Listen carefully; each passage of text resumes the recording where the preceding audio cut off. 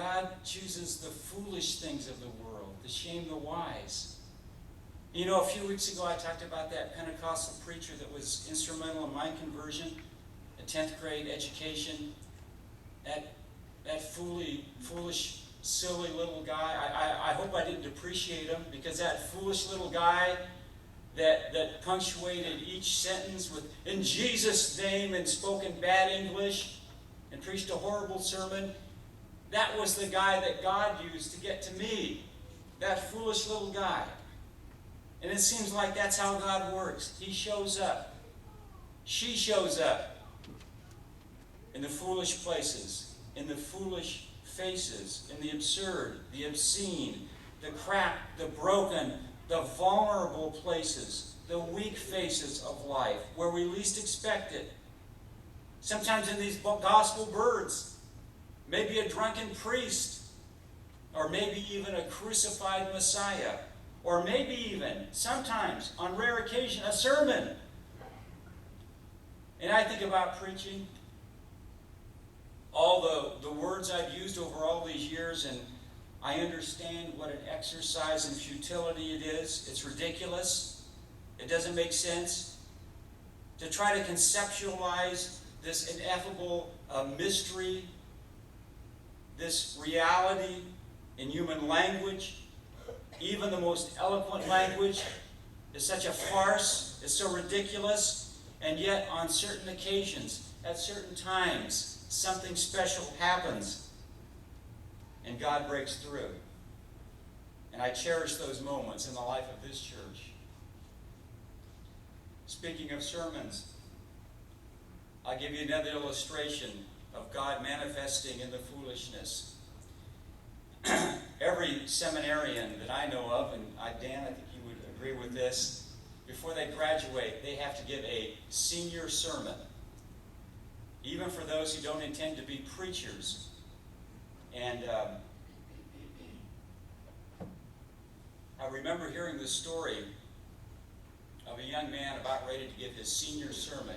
And these are typically delivered at the seminary chapel service, which happens once or twice a week and is mandatory. And by the way, seminarians don't like going to church either, but they have to go. And so the rotation was coming around, and it was time for the one particular senior seminarian to give his sermon. And he was a little bit of an iconoclastic guy, a little cynical, intended to go into social work or teaching or something, wasn't going to be a preacher, but had to give this sermon. So he thought he would make some good sport of it. So he made a bet with his fellow seminarians. They had 15 or 20 that sat to hear him that day. And by the way, these services are open to the public. So occasionally people from the community would drop in to listen to the liturgy and hear the sermons or the music or whatever was happening on that particular day. But this is the bet he made with his fellow seminarians. He said, if anyone can guess the name of the particular biblical animal I have in mind while I'm delivering my sermon, I will give you $25. And if you make the wrong guess, then you owe me $25. So the sermon began, and what went on was 20 minutes of this nonsensical, disjointed, rambling oratory in which this seminarian mentioned the name of every possible animal in the Bible. By the way, the secret animal was Balaam's ass, and he weaved that name in somewhere along the way. So it was ridiculous. It was really offensive, and he was about ready to finish his sermon. And the strangest thing happened when he got to the end.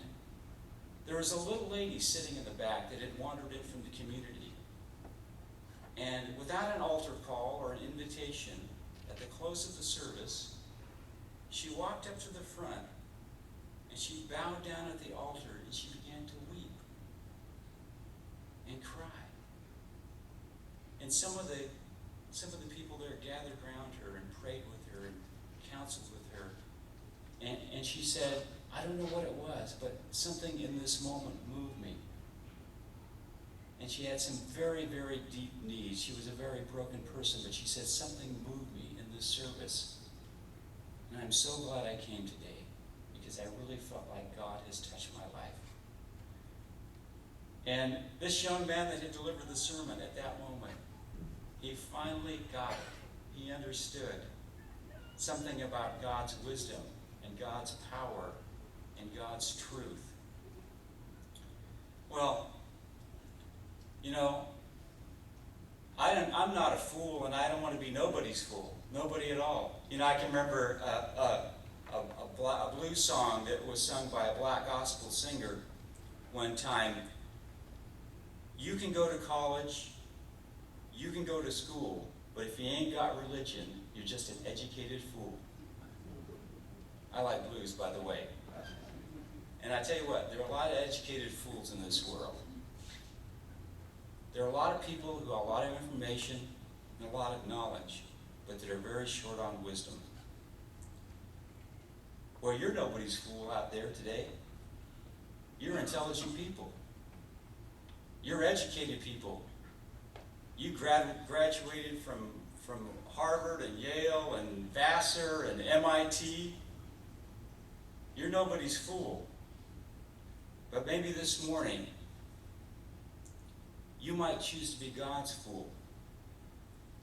Maybe this morning, you might choose to acknowledge your weakest, your most shameful and broken parts, and allow God's power and wisdom to become manifest in your life in a new way. That is your testimony. That is your story. And next week, by the way, we're going to begin a series of monthly testimonies in which people will share a little bit of their story, what God has done in them and through them and because of them, and quite often in spite of them.